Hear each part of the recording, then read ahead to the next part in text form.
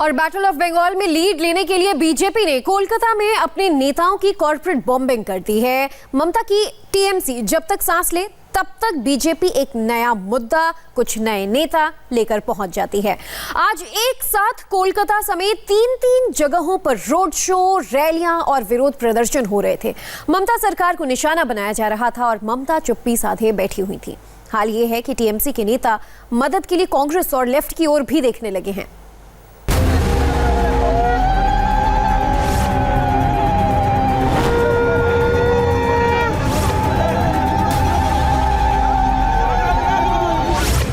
कोलकाता से लेकर हुगली तक, हावड़ा से लेकर हल्दिया तक बीजेपी ने बंगाल में अपने नेताओं की कारपेट बॉम्बिंग कर दी है। देश भर से नेता बंगाल पहुंच रहे हैं।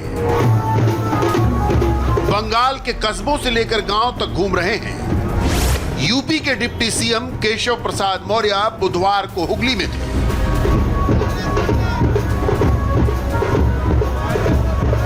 हालांकि केशव मौर्य 2 दिन से बंगाल का हाल समझने में लगे हैं, मगर हुगली में उनका रोड शो गलियों, सड़कों से लेकर गांव और कस्बों तक घूम रहा था। मौर्य ऐसे अछूते इलाकों तक पहुंच रहे थे जहां बंगाल के नेता ही जाने से परहेज करते हो। बाजे गाजे के साथ निकला केशव मौर्य का यह जुलूस हुगली से बंगाल की सियासी हवा बदलने का संकेत दे रहा था। मौर्य के इस रोड शो में स्थानीय नेता भी थे और बीजेपी के समर्थक भी। हालांकि केशव मौर्य बंगाल के लिए कोई जाना पहचाना चेहरा नहीं है, लेकिन बीजेपी बंगाल में सियासी हलचल लगातार बरकरार रखना चाहती है। मौर्य की हुगली यात्रा का यही मकसद था।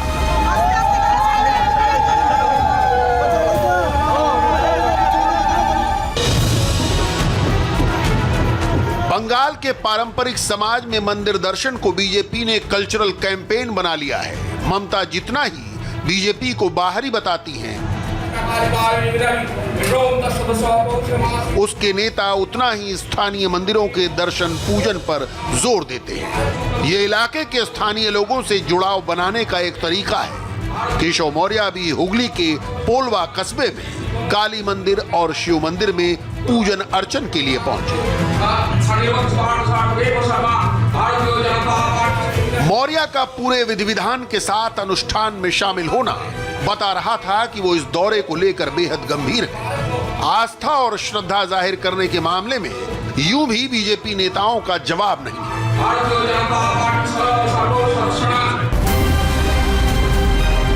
हुगली में केशव मौर्य बीजेपी की बड़ी मुहिम का पार्ट थे।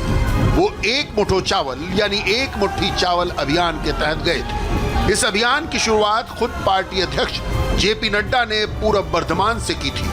हुगली के गांव में मौर्य ने 5 किसान परिवारों से अन्न की भिक्षा ली, घर की बुजुर्ग महिलाओं से आशीर्वाद मांगा, बंगाल में बदलाव के लिए पार्टी को सहयोग करने की अपील की और अंत में पार्टी का स्टिकर घर के द्वार पर चिपकाकर वापस लौटे। केशव मौर्य का दिन का भोजन भी एक किसान परिवार में हुआ। पारंपरिक तरीके से जमीन पर बैठकर पत्तल में भोजन और कुल्हड़ में पानी, खाने के लिए बंगाल का वही पारंपरिक भोजन जो हर बंगाली किसान परिवार खास मौके पर खाता है। दरअसल ममता बनर्जी बीजेपी को बाहरी साबित करने के लिए बांग्ला कल्चर पर फोकस कर रही हैं। बीजेपी ने ममता को काउंटर करने के लिए इसकी काट एग्रीकल्चर में तलाश की है। एक मुट्ठी चावल और किसान के घर खान पान उन इलाकों में जहां खेती पर सारा जोर है। अगर हुगली को देखें तो ये भी खेती पर गुजारा करने वाला इलाका है।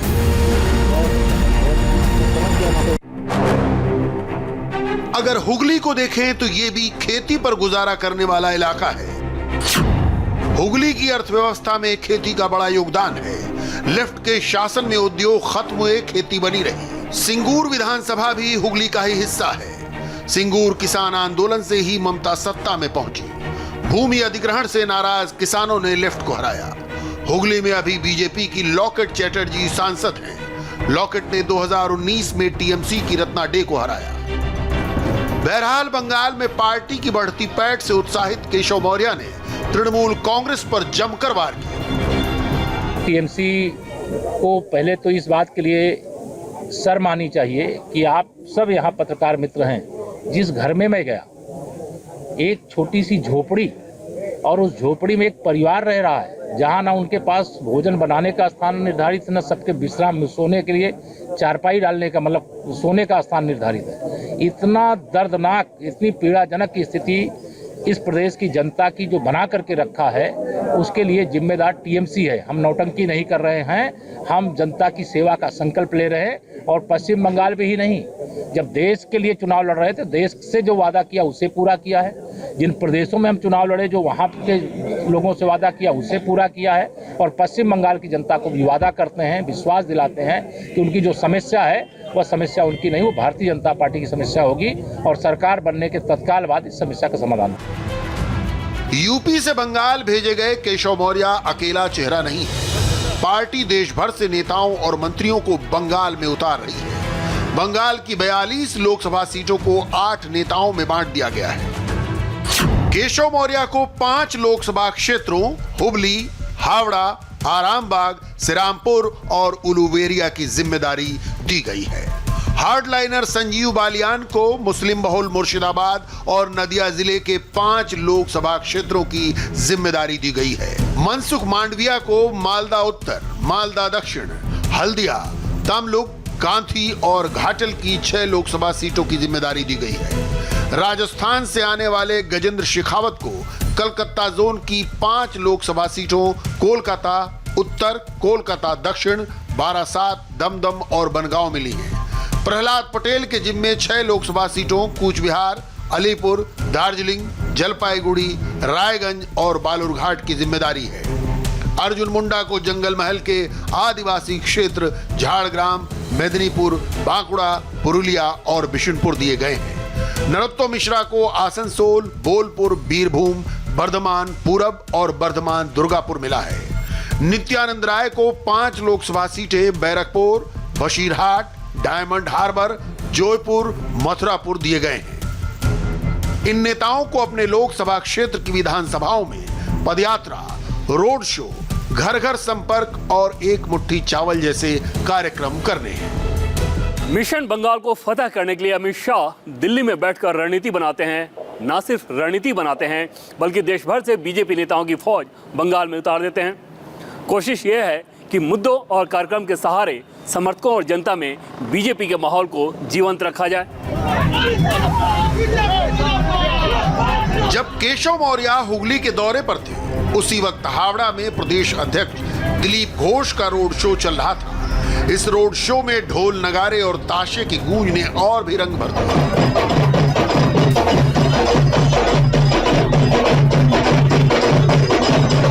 तकरीबन 1 किलोमीटर लंबे इस रोड शो में नौजवानों की बड़ी तादाद मौजूद थी। नौजवानों के इतनी बड़ी संख्या में पार्टी से जुड़ने से बीजेपी और भी उत्साहित है।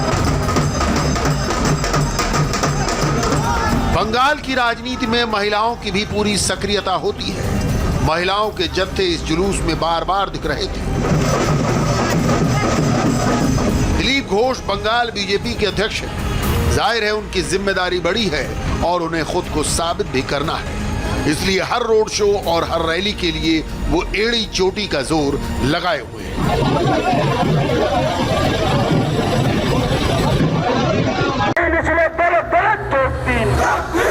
मगर सबसे बड़ी जंग तो कोलकाता की है। राजधानी कोलकाता ही ममता का गढ़ है। इस गढ़ पर लगातार हमले करते रहना है। इस कारपेट बॉम्बिंग का मकसद सिर्फ एक है, 1 मिनट के लिए भी टीएमसी और ममता बनर्जी को सांस लेने की फुर्सत नहीं लेने देना।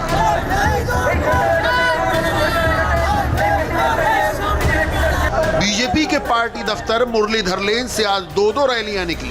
पहली रैली बीजेपी के बैरकपुर सीट से सांसद अर्जुन सिंह की अगुवाई में निकली। ये भारतीय मजदूर संघ की रैली थी और मजदूरों की अलग अलग मांगों को लेकर निकली। इस रैली में आदिवासी इलाकों के कलाकार भी शामिल थे। मजदूरों की मांगों को लेकर निकाली गई इस रैली में बीजेपी के ट्रेडमार्क स्लोगन जय श्री राम की गूंज सुनाई दे रही थी। कार्यकर्ता जबरदस्त उत्साहित थे। इस रैली को धर्मतल्ला पहुंचना था, मगर जिस तरह सड़कों पर पुलिस की बैरिकेडिंग और रोक टोक थी। थोड़ी ही देर में रैली का आगे बढ़ना मुश्किल लगने लगा। हमारे वरिष्ठ सहयोगी अनुपम मिश्र मौके पर मौजूद थे। उन्होंने सांसद अर्जुन सिंह और पार्टी के दूसरे नेताओं से बात की। यहाँ पर जो रैली निकली है इसका नेतृत्व अर्जुन सिंह दे रहे हैं। ये रैली कोलकाता में बीजेपी पार्टी ऑफिस से निकलकर सामने की ओर बढ़ रही है। ये रैली की वजह बताएं, क्या प्रोटेस्ट? देखिए, 6 दफा डिमांड को लेकर बीजेएमसी की तरफ से हम लोग ये रैली निकाले हैं। पश्चिम बंगाल में जिस तरह से अनऑर्गेनाइज सेक्टर को अनदेखा किया जा रहा है, जिस तरह से अनऑर्गेनाइज सेक्टर के श्रमिकों पर जुल्म हो रहा है, कहीं भी इनका लेबर लॉ से कोई प्रोटेक्शन नहीं। आप अगर देखेंगे कि लेबर कोर्ट में आधे से अधिक जज नहीं है। ममता बनर्जी की सरकार लेबर प्रोटेक्शन कभी भी नहीं दे पा रही है। वहीं पार्टी दफ्तर से निकली दूसरी रैली को भी दूसरे रास्ते से धर्मतल्ला पहुंचना था। ये रैली बीजेपी की टीचर सेल ने निकाली थी। इसे भी धर्मतल्ला पहुंचकर दूसरी रैली में मर्ज हो जाना था, मगर इस रैली को पुलिस ने रास्ते में बैरिकेड लगाकर पहले ही रोक दिया। रैली में शामिल शिक्षक जहां रोके गए वहीं बैठकर प्रदर्शन करने लगे। बीच बीच में वो पुलिस वालों से उलझते थे और आगे बढ़ने की कोशिश कर रहे थे। पुलिस वापस उन्हें ठेलकर सड़क पर बैठने को मजबूर कर दे रही थी।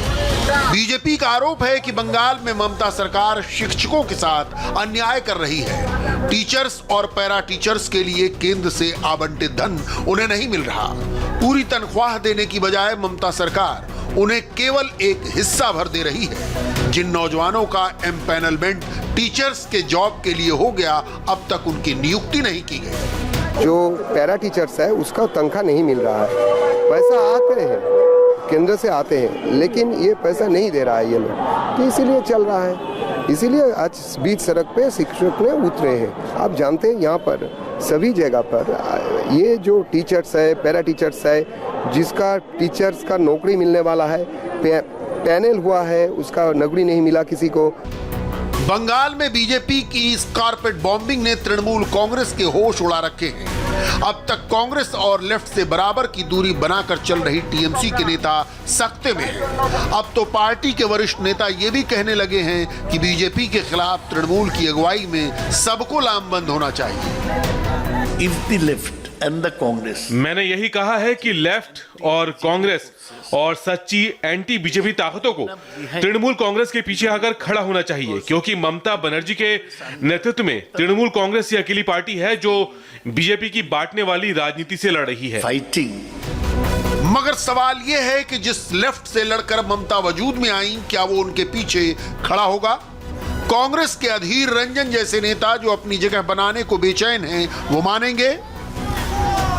ये वो बड़े सवाल हैं जिनका जवाब मिलना बाकी है, और इसी सवाल में बीजेपी की कामयाबी का राज छिपा है। फिलहाल बंगाल की सियासत इस वक्त दिलचस्प मोड़ पर है। यहाँ वक्त एक ब्रेक का हो चला है, लौटेंगे इस वक्त की हेडलाइंस के साथ।